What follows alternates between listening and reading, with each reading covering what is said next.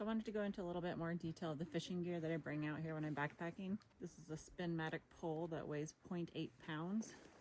It breaks apart into 2 pieces, so not too tall. Sometimes I get caught up in trees when I'm hiking in, but it's not too bad and doesn't weigh very much. I have my pliers, my pline that weigh 0.3 pounds, and then I just have a little box of tackle. I have a spoon, a little rooster with a little spoon on it, a couple of flies, and this like spinner flasher hooked onto a fly as well. Overall, this weighs like 1.25 pounds total to bring in, so not very much weight, but definitely a fun splurge.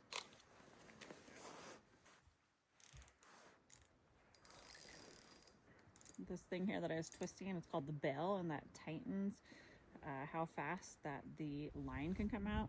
So in order to thread it, I loosen it up, and then before I start fishing, I tighten it up again. Since it's pretty shallow here, I'm gonna go ahead and do the spinner, just so it has a little bit more weight.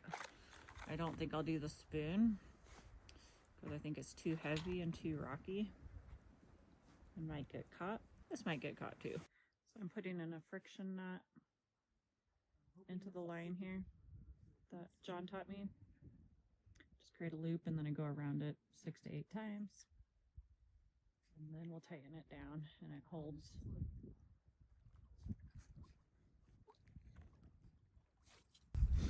Okay, let's go fishing.